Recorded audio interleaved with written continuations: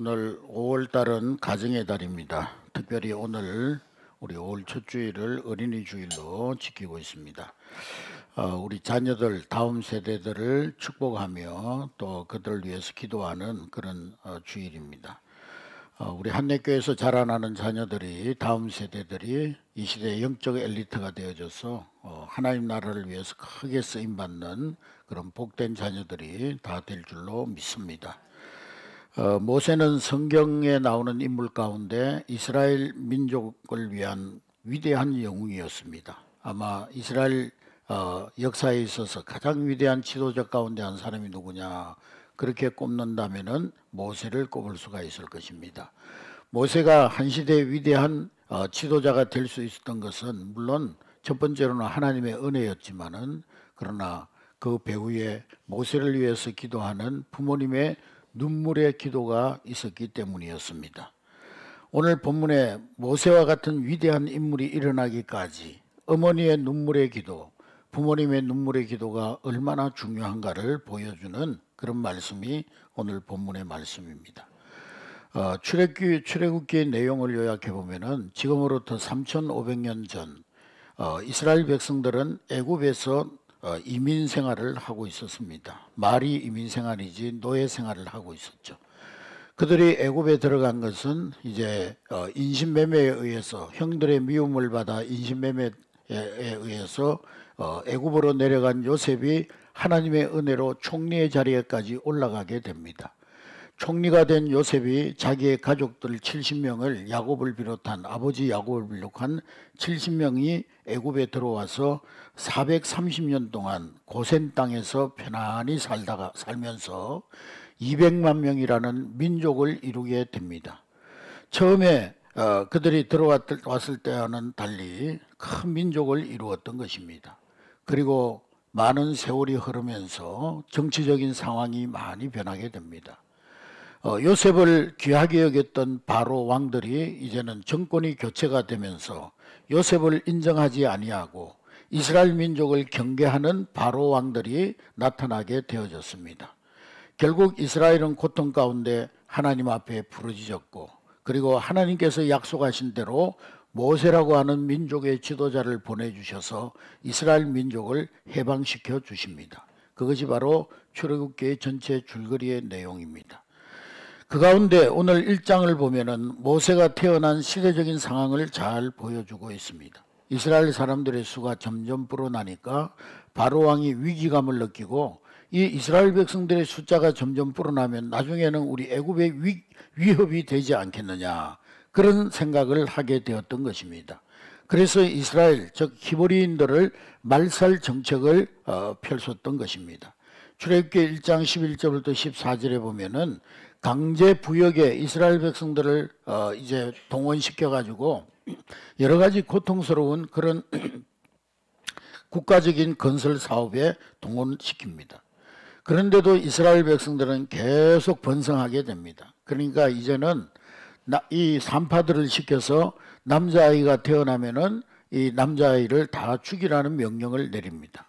그러나 이 산파들은 바로의 말보다는 하나님을 더 두려워하는 산파들이었기 때문에 몰래 남자가 태어나도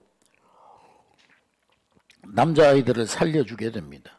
그래서 남아사나 제한 이 정책이 이제 실효가 없게 되자 바로 왕은 아예 남자들을 말살시키는 남아 말살 정책을 펼치게 됩니다. 남자아이가 태어나면 무조건 죽이라는 것입니다. 남자아이가 태어나면 나일강에 던져 죽이라는 것입니다. 이 명령에 부모들도 복종할 수밖에 없습니다. 만일에 죽이지 않고 키우다가 발각이 되면은 그 가족을 다 몰살당할 수 있기 때문이었습니다. 이런 극한 상황 속에서 모세가 태어나게 되었던 것입니다. 그 부모의 마음이 얼마나 가슴 졸였겠습니까?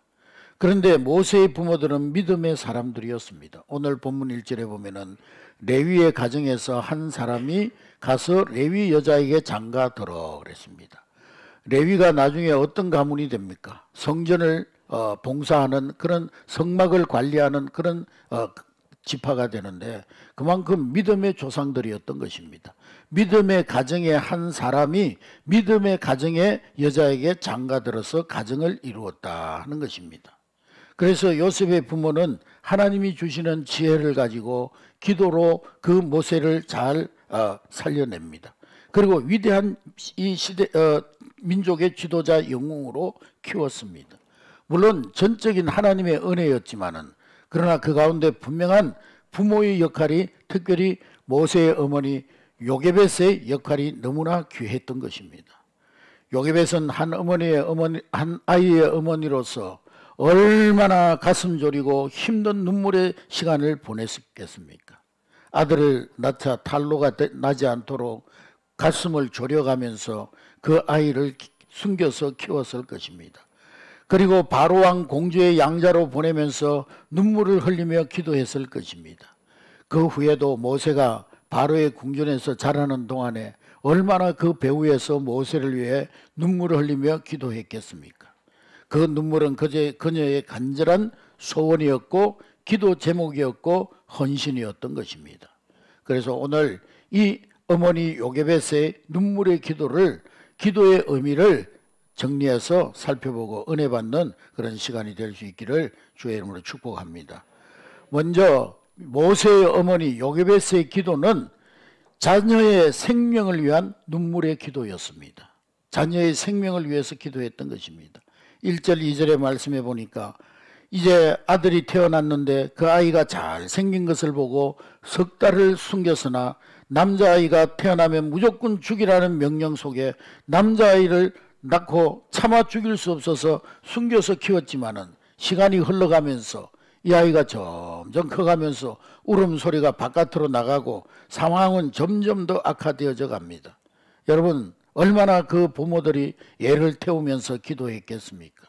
특별히 요게벳이 얼마나 눈물을 흘리면서 그 모세의 생명을 위해서 기도했겠습니까? 하나님 제발 이 아이만을 살려주십시오. 하나님은 전능하신 분이 아니십니까? 이 아이의 생명을 하나님 지켜주시옵소서. 하나님께서 그 요게벳의 눈물의 기도를 들어주셔서 그 요게벳에게 지혜를 주셨습니다.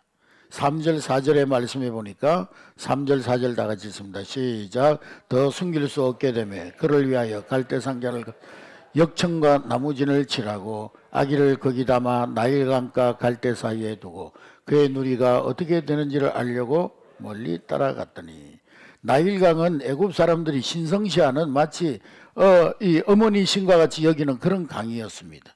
애굽의 고위층 여인들이 목욕하러 종종 나오는 그런 곳이기도 했습니다. 당시에 이 여인들이 나일강에 와서 목욕하면서 그들은 이 나일강에 목욕하면 이 나일강은 다산의 신이요 또 건강의 신이기 때문에 다산과 건강의 복을 준다고 믿었습니다. 혹시 그 아들을 살릴 수 있다면은 이 요게벳은 그 애굽의 고위층들이 나오는 그곳에서 모세가 그들 가운데 건져진다면은 우리 아이를 살릴 수 있지 않을까, 그런 생각 끝에 갈대 상자를 만들고 역청 즉 콜타르 방수제를 칠하고 강가 갈대 사이에 두게 됩니다. 그리고 딸 미리암을 시켜서 어떻게 되는지 따라가서 그 동태를 살피게 합니다. 그런데 놀라운 일이 일어났습니다. 그 순간에 바로의 공주가 그곳에 목욕하러 왔던 것입니다. 그리고는 그 갈대 상자를 발견합니다. 5절 6절 우리 다 같이 읽습니다. 시작. 바로의 딸이 목욕하러 나일강으로 내려오고 시녀들은 나일강가를 거닐 때 그가 갈대 사이에 상자를 보고 시녀를 보내어 가져다가 열고 그 아이를 보니 아기가 우는지라 그가 불쌍히 여겨 이르되 이는 히브리 사람의 아이로다. 할렐루야. 바로의 공주가 갈대 상자가 떠내려오는데 거기에 아이가 있는 것을 보고 시녀를 시켜서 그것을 가져오라고 합니다. 근데 거기에 보니까 이 아이가 히브리 사람의 아이인 것을 알게 됩니다. 그러나 이 여인은 이제 공주였기 때문에 치의 법권이었기 때문에 마음만 먹으면 이 남아 학살법을 어기고 그 아이를 살릴 수가 있는 거예요. 그리고 그 공주는 불임증 여인이었습니다. 아이를 낳지 못하는 여인이었습니다. 그래서 이 공주는 그 아이를 불쌍히 여기고 긍휼히 여겨서 자기의 양아들로 삼기로 했던 것입니다. 여러분, 이런 일이 어찌 사람의 계획과 사람의 어떤 각본에 의해서 이루어질 수가 있겠습니까? 여러분, 영화를 찍는다고 해도 이렇게 절묘한 타이밍이 다 맞아 떨어질 수가 있겠습니까? 하나님의 친밀한 계획과 섭리 가운데 이런 만남의 축복이 이루어진 줄로 믿습니다. 요게베스의 눈물의 기도를 하나님 들으시고 만남의 축복을 허락해 주신 것입니다. 오늘 우리 자녀들이 세상에 나아가서 살아갈 때 이러한 만남의 축복을 누릴 수 있도록 우리 부모 세대가 기도할 수 있기를 주의 이름으로 축복합니다.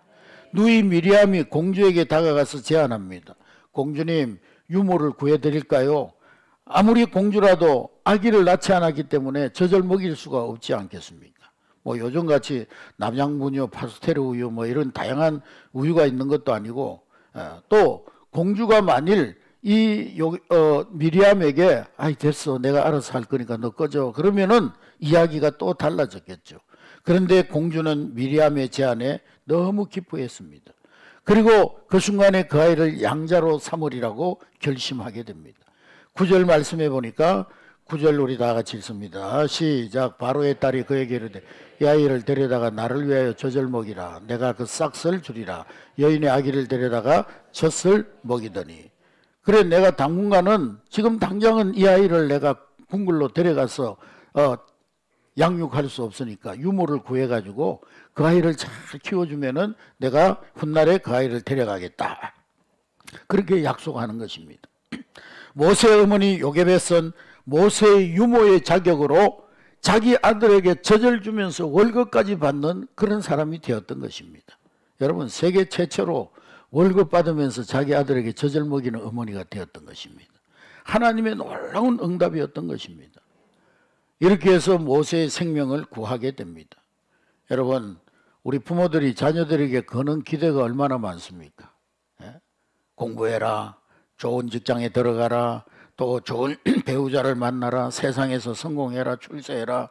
자식 잘 되기를 바라는 마음에서 그런 말을 하지만은 자녀들에게 때로는 그것이 스트레스가 되고 그것이 그 문제가 되어져서 부모 자식 간에 다투기도 합니다. 부모는 자식이 잘 되기를 바라는 마음에서 지극히 당연한 말로 한 것인데 자녀들에게는 스트레스가 되고 자녀들에게는 잔소리가 되는 거예요. 그런데 잘 생각해 보면은 우리 자녀들이 공부 잘하고 좋은 직장에 들어가고 세상에서 성공하고 출세하고, 그보다 더 중요한 것이 있습니다. 그것도 중요하죠. 그러나 그보다 더 중요한 것은 생명입니다. 여러분, 자녀가 아파 보세요. 그러면 뭐 공부는 못해도 좋으니까 제발 건강해라 그럴 거예요. 여러분, 대학병원에 가보세요. 대학병원 어린이 뭐 신생아 아니면 어린이 그 중환자실에 가보세요. 그 부모님들의 마음에 간절한 소원이 무엇이겠습니까? 그 상황 속에서는 이 아이가 제발 조금이라도 건강하게 좀 살았으면 좋겠다는, 그것이 그 부모님들의 간절한 소원일 것입니다. 여러분, 세월호 사건 때 304명의 그 생명이 차가운 바다에서 희생이 되었는데 그 중에 250명이 우리 다음 세대 청소년들이었습니다. 처음에 세월호가 바다 밑에 있을 때, 침몰해 있을 때 자녀들이 살아 돌아오는 기적이 일어나기를 부모님들은 간절히 바랬습니다. 첫 며칠간 동안은 막 우리 자녀들이 그래도 배 안에 어디인가는 공간이 있어서 거기서 살아있다가 구출되겠지, 그러면서 그런 기적이 일어나기를 바랬어요. 그런데 시간이 지나면서 이제는 점점 소망이 사라지면서 우리 아들 우리 딸 시신이라도 건졌으면 좋겠다는 그런 소원으로 바뀌었습니다. 시신 수속이 진행되는데 그중에 많은 아이들이 발견되지 않았어요.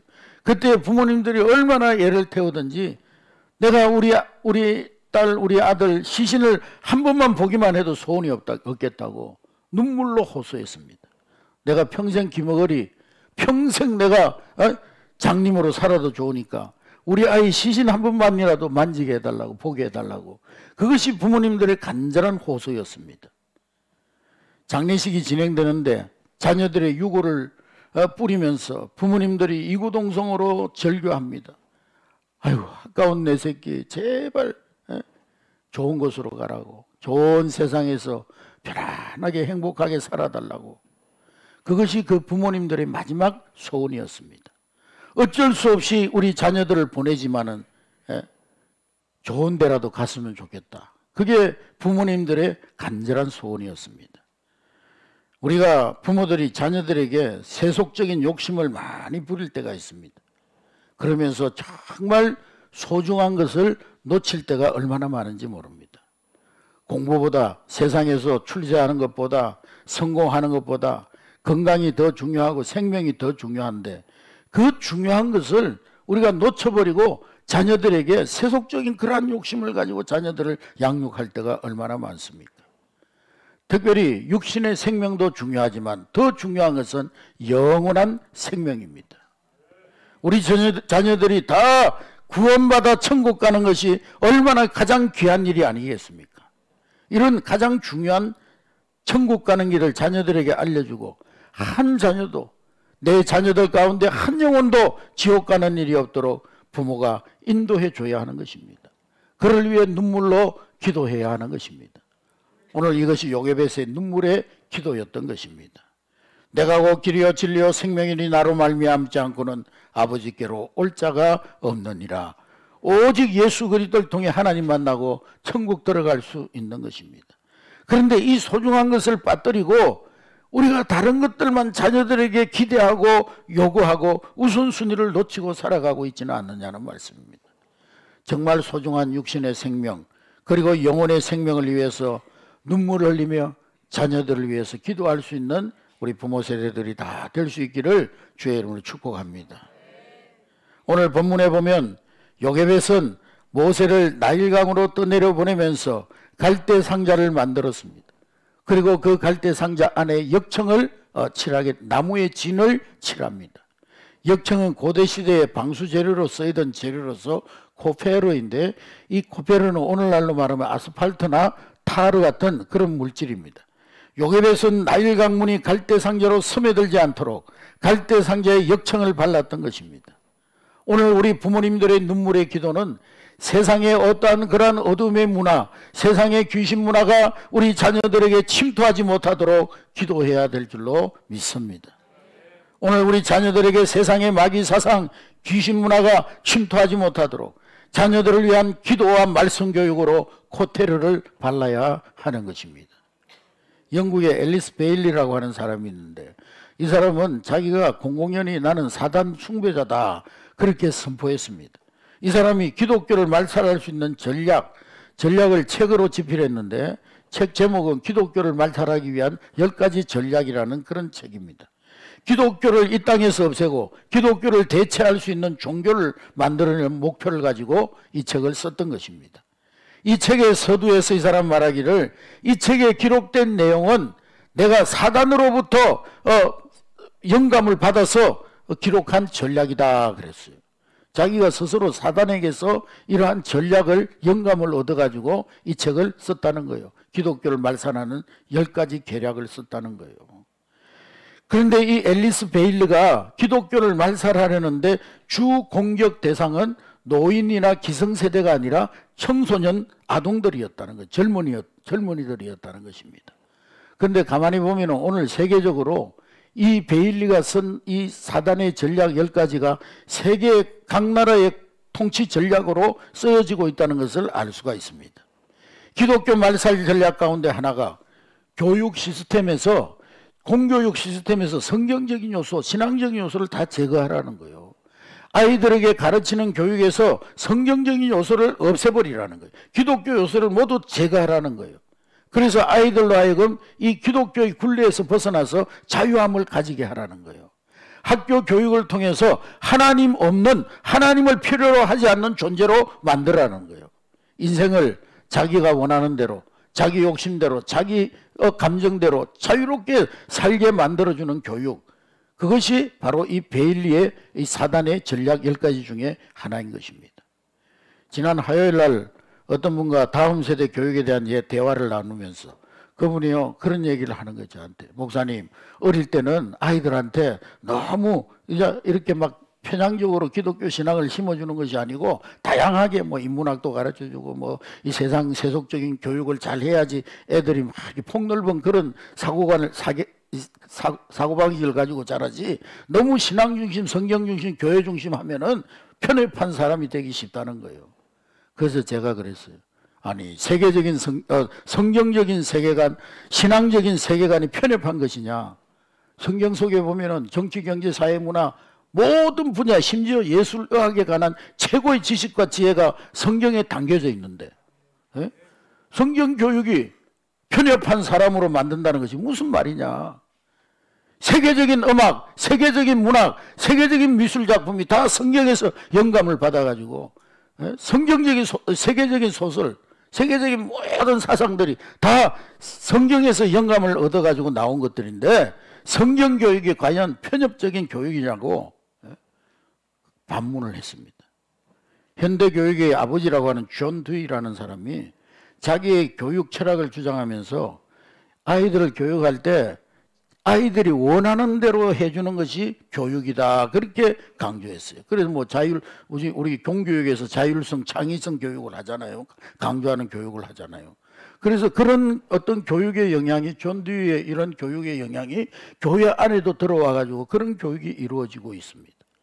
그래서 오늘 우리 자녀들이 생기발랄하고 뭔가 또 자유분방하고 그런 것, 그렇게 자라는 것은 좋은데, 영적인 문제를 가지고 있는 아이들이 너무 많아요.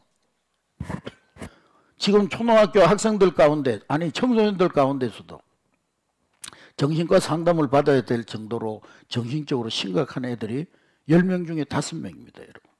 예? 성경적인 자녀 교육은 아이들을 자기가 하고 싶은 대로 하게 하여 주는 교육이 아니라 하나님이 원하시는 사람, 하나님이 기뻐하시는 사람이 되도록 세우는 것이 성경적 교육인 것입니다. 우리는 세상 교육 철학이 아니라 성경에 안내하고 가르쳐주는 대로 자녀들을 양육해야 하는 것입니다. 내가 살아가면서 의지하고 따라가야 할 분은 오직 하나님이시다. 그것을 우리 자녀들의 가슴에 심어주는 교육을 해야 되는 것입니다. 근데 현대교육은 성경대로 사는 게 아니라 자기 마음에 원하는 대로 사는 것이 참다운 인간의 삶이라고 교육하고 있는 것입니다. 무서운 사단의 전략입니다, 여러분. 1962년 6월 25일 날 미국의 연방대법원이 정교 분리의 원칙을 발표했어요. 공립학교에서 신앙교육 하지 마라. 그전에는 미국이요, 62년 전에는 미국이 창조론을 가르치고 수업하기 전에 기도하고 시작하고 수업 끝나면서 주기도문하고 수업 끝나고 공교육에서 신앙교육을 실시했어요. 근데 62년도부터 케네디가 대통령이 되면서 이 학교에서 공교육에서 신앙적인 요소를 다 빼버리라. 그리고 진화론을 가르쳐라. 창조론을 빼버리고. 그리고 일부 학교에서는 하나님 앞에 기도하는 대신 힌두교에서 사용하는 초월 명상법을 가르칩니다. 초월 명상법은요, 계속 어떤 자기 신에게 만트라 주문을 반복해서 외면서 뭐 옴마니 밤며 옴마니 밤며 막 이렇게 주문을 외면서 계속 똑같은 주문을 외다 보면은요, 정신이 혼미해져요. 그러면서 신과 접신한다는 거예요. 안내자의 영을 만난다는 거예요. 그 영이 누구의 영입니까, 여러분? 귀신의 영이죠. 사단의 영이죠. 예. 초월절 명상은요, 인도 요가 전통에서 비롯된 명상법인데, 요가가 그런 거예요. 요가도 처음에는 뭐 건강을 위해서 운동하고 뭐 이러는데, 깊이 들어가면은 신인합의령, 신을 만나는, 귀신을 만나는 거예요. 예? 마음 비우고 소지하고 청소하고 멍하게 있다가 뭔가 쑥 들어오면서 만나는 거예요. 귀신 만나는 거예요. 여러분, 인간이 스스로 깨달음을 얻으려 하기보다 하나님의 은혜와 인도하심을 구하는 것이 중요한 거예요. 할렐루야. 우리는 아무 대상이 없는 뭐 그런 명상을 통해서 신을 만나는 것이 아니라 우리는 분명한 대상, 하늘에 계신 우리 아버지께 기도하는 것입니다. 구원과 삶의 만족은 오직 예수 그리스도를 통해서 이루어지는 것입니다. 그러나 초월적 명상 이런 거는 자기 깨달음, 또 내면의 뭐 무슨 어떤 마음의 마음 청소, 이런 것들을 통해 가지고 구원에 이를 수 있다고 말합니다. 실상은 사단과 접신하는 거예요. 여러분, 우리 자녀들이 말씀을 깊이 묵상하는 그런 훈련을 통해서 하나님과의 내밀한 관계를 가지고 살아가는 그런 자녀들로 지도해야 될 줄로 믿습니다. 이 사단은 또 부모와 자녀, 교사와 제자 사이의 소통을 끊어버리라는 거예요. 부모님은 하나님을 섬기고 살지만은 부모가 믿고 따르는 하나님을 자녀들에게 신앙 전달하지 못하도록 단절시키라는 거예요. 그래서 부모의 전통에 속박되지 않고 해방되도록 전략을 만들었습니다.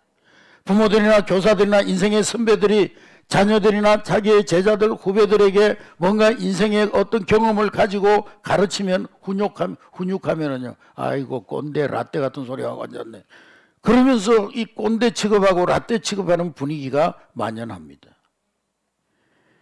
앨리스 베일리는요, 부모와 교사를 자녀들과 제자들에게 분리시키는 구체적인 방법으로 아동들의 권리를 과잉하게 신장시키라는 거예요. 남아공화국의 1997년, 98년에 걸쳐서 유엔이 제정한 유니세프 헌장을 아동권리법을 국내 이 법으로 인정을 하고 받아들였어요. 남아공화국에서. 이 법은 뭐냐? 부모나 교사는 아동들에게, 제자들에게 종교교육을 할 수 없다. 아동들에게 명령도 해서는 안 된다.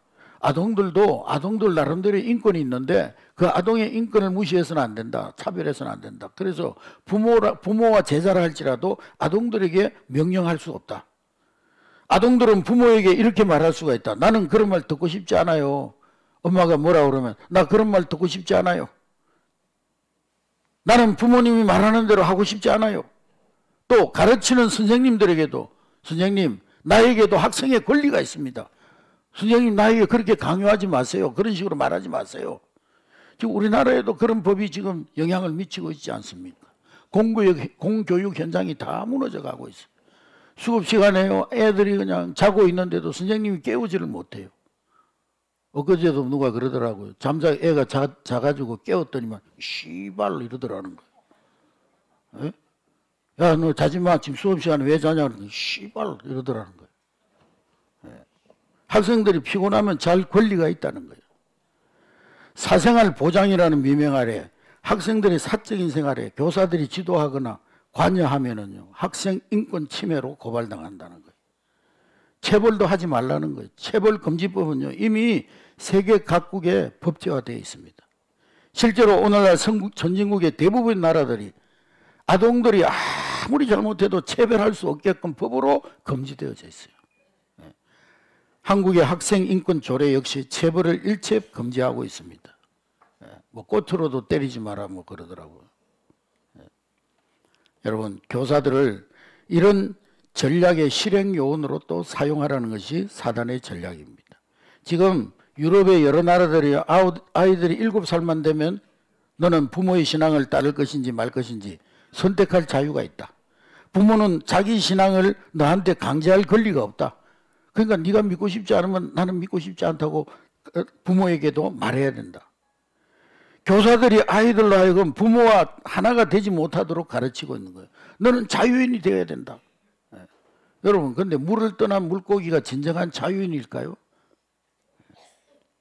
가정과 교회와 국가를 파괴시키려는 이 사단의 전략이 지금 세계 여러 나라에서 법으로 제정되어지고 우리나라에서는 이제 법으로 제정하려는 그런 움직임이 움직여지고 있습니다. 그러나 우리가 어려서부터 아이들에게 부지런히 하나님의 말씀을 가르쳐야 될 줄로 믿습니다. 신명기 6장의 세마의 말씀처럼 자녀들을 교육해야 되는 거예요. 세마의 핵심 교육이 뭡니까? 오직 하나님은 한 분이시다. 할렐루야. 하나님의 유일성을 가르쳐야 되는 거예요. 다른 신은 없다. 그리고 하나님의 사랑의 명령, 너는 마음을 다하고 뜻을 다하고 힘을 다하여 내 하나님 여호와를 사랑하라. 하나님을 진심으로 사랑하고 그분의 말씀을 따르도록 가르쳐야 한다는 것입니다. 이것을 자녀들에게 부지런히 가르치고 일상생활 속에서 기억하고 실천하라는 거예요. 할렐루야. 그래서 신명기 6장 8절에 보면은 이것을 내 손목에 메고 기호로 삼고 또 네 미간에도 붙이고 그리고 내 집 문삿주 좌우 문에 기록할지니라. 그러니까 하나님 말씀을 삶의 중심에 두고 항상 기억하고 가르치라는 거예요. 신앙이요, 단순한 어떤 고백이 아니라 어떤 교리가 아니라 신앙의 어떤 철학이나 사상이나 이념이 아니라 삶 속에서 하나님 말씀 실천하며 살도록 가르치라는 것입니다. 그리고 이 사단은요, 예술을 통해서 인간을 파괴시키고 공동체를 파괴시킵니다. 그래서 예술의 품격을 떨어뜨리라는 거예요. 미친 예술이 되게 만들어라는 거예요. 미친 예술. 여러분, 예술이라는 것은요, 한 사회의 문화를 변화시키는 중요한 열쇠입니다. 예술이 발달한 나라는 최고 성숙한 사회입니다. 예술은 영혼의 언어예요. 영혼을 예술로 말하면서 최고 경지에 이르게 됩니다. 음악, 조각, 연극, 영화. 영적으로 잘 성화시키며 인간의 삶을 하나님께 가까이 하게 하는 것이 성경적 예술입니다. 그런데 이 사단은 예술을 통해서 인간의 상상력을 더럽히고 타락시키고 그런 형태의 예술을 긍정하고 또 장려하는 것이 사단의 전략입니다. 그러므로 예술을 더럽히고 난잡하게 만들면은 영혼도 같이 난잡해지고 기독교 가치관은 땅에 떨어지게 되는 것입니다. 그래서 이 사단은 예술을 외설로 만들어버리는 거예요. 외설로. 예술과 외술의 차이가 뭔지 아세요, 여러분? 예술은요, 가슴이 찡한 거고 외설은 이상한 데가 찡한 게 외설이에요. 여러분, 예술로 세상을 타락시키려고 하는 거예요. 사단의 전략은 예술까지 손을 뻗치고 있는 것입니다. 또 미디어를 통해서, 여러 가지 미디어를 통해서 신문, 잡지, 라디오, TV, 영화, 광고, 유튜브 이런 것들을 통해서 우리 이 사람들에게 사단의 전략을 전달하고 있는 것입니다. 정치인들이, 권력을 잡은 사람들이요, 제일 먼저 하는 게 뭐예요? 미디어를 장악하려고 하잖아요. 신문사를 장악하고요, 방송국을 장악하고 자기들 어떤 입맛대로 방송해 주기로 바라면서 철저하게 그것을 먼저 장악하는 거예요, 정치인들이. 사단도 마찬가지예요. 사단도 미디어를 장악하여서 유실론을 무실론으로 바꾸는데 미디어를 사용하는 것입니다. 매스미디어를 통해 가지고 음란, 폭력, 기타 세속적인 자료를 널리 퍼뜨리고 광고하는 겁니다. 여기다가 천문학적인 돈을 쓰고 있는 거예요. 여러분, 미디어는 가치 중립적인 도구이지만은 이 미디어를 어떻게 활용하느냐에 따라서 긍정적으로 사용할 수도 있고 부정적인 영향을 미칠 수도 있는 것입니다. 그래서 우리 부모님들은 우리 자녀들이 이 미디어 콘텐츠를 비판적으로 잘 분석하고 어려서부터 성경적 가치관을 심어줄 때 그들이 그 성경적인 가치관을 가지고 이 미디어를 올바른 판단을 내리고 그래서 그것을 잘 분별해서 활용할 수 있는 그런 자녀가 되도록 가르쳐야 하는 것입니다. 할렐루야. 그래서 자녀들이 정말 유익하고 또 그들의 신앙의 성장에 좋은 영향을 미칠 수 있는 그런 컨텐츠를 선택적으로 소비하는 습관을 길러야 하는 것이고 거기에 또 미디어에 중독되지 않도록 잘 양육해야 되는 것입니다. 오늘 이러한 시대 상황 속에서 우리에게는 요게벳의 눈물의 기도가 필요한 것입니다. 10절의 말씀해 보니까 10절 우리 다 같이 읽습니다. 10절 시작. 그 아이가 자라매 바로의 딸에게로 데려가니 그가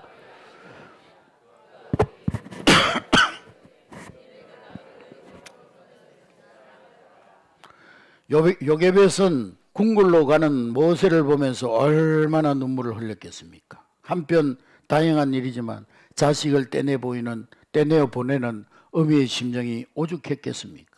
그래서 또 눈물로 기도하는 거예요.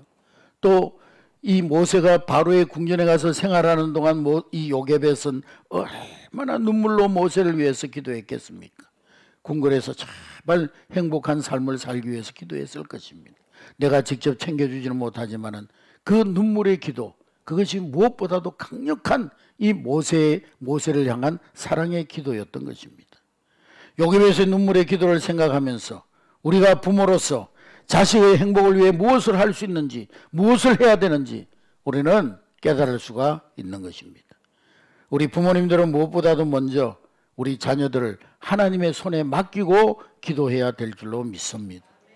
우리가 아무리 부모라도 항상 자녀 길을 따라다니면서 자녀를 지켜줄 수가 없어요. 능력과 시간의 한계가 있어요. 그러므로 하나님께 맡겨야 하는 것입니다. 시편 121편 4절 6절의 말씀해 보니까 이스라엘을 지키시는 하나님은 졸지도 않고 주무시도 않고 하나님은 오른편에서 그늘이 되시고 낮에 해가 상하지 아니하고 왼편의 달도 너를 밤의 달도 너를 해치 아니하리로다 그랬습니다. 할렐루야. 네. 항상 지켜주시는 하나님은 우리 자신뿐만 아니라 우리 자녀들을 지켜주도록 하나님 앞에 기도해야 될 줄로 믿습니다. 기도보다 더 확실하게 자녀를 챙겨줄 수 있는 것은 없는 것입니다. 그리고 우리 부모님들이 자녀들에게 신앙의 본을 보이는 부모님들이 될 수 있기를 주의 이름으로 축복합니다. 부모들은요, 자녀들이 보지 않는 것 같지만은 또 보이지 않는 곳에서도 그 영향력이 전달되는 거예요. 자녀는 안 보는 것 같지만은 부모의 모습을 그대로 따라가는 거예요. 부모는 자녀들의 거울이요, 거울. 그래서 문제 자녀가 있는 것이 아니라 문제 부모가 있다고 그랬어요. 그러므로 우리는 먼저 하나님 앞에 신앙생활을 우리 자녀들에게 본을 보여야 되는 것입니다. 하나님 뜻대로 사는 법을 가르쳐주고 홀로 서기를 또 가르쳐주고 우리 자녀들이 말씀으로 다 홀로 설 수 있도록 양육해야 하는 것입니다. 다윗은 어려서부터 홀로 서기가 잘 된 사람이에요. 시편 23편은 여호와는 나의 목자시니 내게 부족함이 없으리로다. 하나님만 내 인생의 주인이 되시면 나에게는 부족함이 없다는 거예요. 할렐루야. 여러분, 세상에 염려할 게 얼마나 많습니까? 그러나 하나님 믿고 의지하고 하나님 뜻대로 살아가면 반드시 승리한다는 사실, 그것을 우리 자녀들이 확신하면 염려 없이 승리의 삶을 살게 될 줄로 믿습니다. 마지막으로 요괴벳의 눈물의 기도는 자녀를 위한, 자녀의 사명을 위한 기도였습니다. 여러분, 자녀의 사명을 위해서 기도할 수 있기를 주의 이름으로 축복합니다. 여러분, 우리 인생이요, 잘 먹고 잘 사는 게 인생의 목적이 아니에요. 개돼지처럼 뭐 먹고 잘 먹고 잘 입고 눕고 자고, 그게 목적이 아니에요. 물질, 권세, 명예, 모든 소유도 인생의 목적이 아닙니다. 그것은 우리가 인생을 잘 살기 위한 도구에 불과한 거예요. 그런데 그런 것들을 인생의 목적으로 삼으니까 성취하지 못하면 좌절하고 성취하면 하는 대로 허무해지는 거예요. 소유보다 더 중요한 것은 내가 그것을 소유하고 나서 그 다음에는 뭐 할 거냐 이거. 넥스트. 또 for what. 뭘 위해서 살 것이냐. 소유를 얻은 후에 그것을 갖고 뭘 하는 거냐. 왜 공부하느냐. 넥스트. 그 다음 뭐 할 거냐 이거. for what. 뭘 위해서 공부하느냐 이거예요. 왜 출세하냐. 왜 성공하냐. 그거 중요하지만 그 다음에 뭐 할 거냐는 거예요. 뭘 위해서 내가 성공하고 출세하고. 여러분, 인생에 지향하는 목적이 분명해야 되는 거예요. 그게 바로 사명의 삶인 것입니다. 사명이 있을 때 인생의 의미와 가치가 있고 보람이 있는 줄로 믿습니다. 모세의 부모는 아이를 낳았을 때 이미 그 사명을 모세를 통해서 봤어요.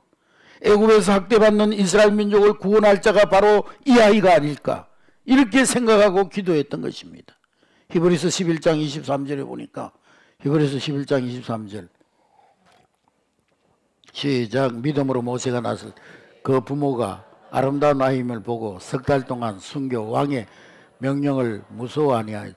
그 부모가 모세의 아름다운 아이임을 보고, 이 말은 그냥 외모적으로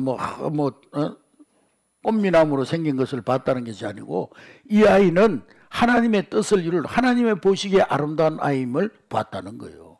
사명적인 아이로 봤다는 거예요. 할렐루야. 하나님께 쓰임받는 귀한 자녀가 될 것이라는 것을 봤다는 거예요. 그래서 요괴벳은 아이를 품에 안고 젖을 먹이면서도 이 사명을 이야기했을 것입니다. 눈물을 뚝뚝 흘리며 기도하면서도 이 아이가 알아듣든지 알아듣지 못하든지 간절한 눈물의 기도로 이 모세에게 사명을 심어주었고 사명을 넣어주었을 것입니다. 그렇게 해서 마침내 모세는 위대한 지도자로 역사에 남게 된 줄로 믿습니다. 히브리서 11장 24절 11장 24절 26절에 보니까 다 같이 읽겠습니다. 시작. 믿음으로 모세는 장성하여 바로의 공주의 아들이라 칭함을 거절하고 도리어 하나님의 백성과 함께 고난받기를 잠시 죄악의 누를 누리는 것보다 더 좋아하고 그리스도를 위하여 받는 수모를 모든 애굽의 보화보다 큰 제물로 이는 상 주심을 바라보. 여러분, 모세는 애굽 궁중생활의 화로운 그 생활을 뛰어넘었어요. 세상의 모든 즐거움과 부귀영화와 세속적인 그런 모든 출세, 그것을 뛰어넘는 그런 사람이 되었다는 거예요. 하나님의 영광을 위해서, 민족과 역사를 위해서라면 목숨까지도 바칠 수 있는 그런 사람으로, 하나님의 상 바라보는 아름다운 신앙의 사람으로 세워졌다는 것입니다. 할렐루야. 여러분, 정말 존귀한 인생은 행복한 인생의 목표를 넘어서야 하는 거예요. 우리 인생의 목표가 행복하게 사는 데 있지 않습니다, 여러분. 그것은 하나의 결과일 뿐이지 의미 있는 인생의 목적을 가지고 살아야 되는 것입니다. 여러분, 우리 자녀들을 교육하는 목적이 뭡니까? 그저 내 인생 하나 잘 먹고 잘 살고 누리고 또 세상에서 다른 사람보다 떵떵거리고 잘 사는 그겁니까? 남은 어떻게 되든지 상관없이. 그러나 그리스도인들은 그렇게 살면 안 되는 것이죠. 요즘 우리 미국이 자꾸 자국 중심주의로 나가고 있는데요. 트럼프가 대통령이 되면서 자국 중심주의, 미국 중심주의로 나가고 있지만, 지금까지 미국이 세계를 지배하고 있는 이유가 뭡니까, 여러분? 세계 경찰 국가로서 세계를 질서를 지배하고 통치하고 살아왔던 이유가 뭡니까? 그것은 교육 때문이었어요. 모순도 많은 나라지만 그래도 세계를 이끌어갈 수 있었던 것은, 지금까지 이끌어갈 수 있었던 것은 교육의 목적이 뚜렷했기 때문입니다. 그 목적이 뭐예요? 이웃과 역사를 섬기는 사람을 만드는 거예요. 미국의 사립 명문대학인 필립스 아카데미는요, 거기에서 대통령을 비롯해서 미국의 많은 지도자들이 배출했는데, 그 학교의 근학 이념이 뭐냐? 자신이 아닌 남을 위해서, 자신이 아닌 남을 위해서, 자기 자신의 영달을 위해서가 아니라 이웃을 위해서 공부하라는 거예요. 한마디로 말하면 우리는 공부해서 남 주냐 그러잖아요. 자녀들은, 야 이놈아, 공부해서 남 주냐? 너 잘 되라고 공부하는 거지 그러잖아요. 근데 그 미국의 아카데미의 그 근학 이념은 그게 아니에요. 공부해서 남 주자. 공부해서 남 주자. 이기적인 인생이 아니라 이타적인 인생의 목적을 가르치는 교육입니다. 그게 바로 성경적 교육 사상이 아니겠습니까? 그것이 미국을 이끌어왔기 때문에 수세기 동안 미국이 세계를 지배할 수 있었던 거예요. 그런데 지금은 자꾸 그런 정신이 무너져 가고 있어요. 자국 중심주의. 성경적인 가치관이 아니잖아요. 이런 말이 있습니다. 교육은 사람을 바꾸고 사람은 세상을 바꾼다고 그랬습니다. 좋은 교육은요, 돈 많이 들어가는 교육이 아닙니다. 점수 잘 따가지고 좋은 대학 들어가고 취직 잘해가지고 잘 먹고 잘 살고 그렇게 가르치는 것이 좋은 교육이 아닌 것입니다. 공부 잘해서 다른 사람들을 섬기는 사람이 되고 그 섬김을 통해서 하나님의 뜻대로 세상을 변화시키는 교육, 그것이 바로 참 교육이요 성경적 교육인 줄로 믿습니다. 오늘 어린이 주일을 보내면서 우리 다시 한번 우리 자신을, 부모님들의 마음을 돌아보시기 바랍니다. 요게벳의 눈물의 기도를 기억하는 여러분 될 수 있기를 주의 이름으로 축복합니다. 우리에게도 그런 눈물과 기도가 있기를 소원합니다. 그래서 우리 자녀들이 먼저 하나님 안에서 생명을 얻고 또 하나님 안에서 정말 사명자로 하나님의 영광을 드러내는 사명자로 살아가는 그런 자녀들로 세우는 우리 부모 세대가 될 수 있기를 주의 이름으로 축복합니다.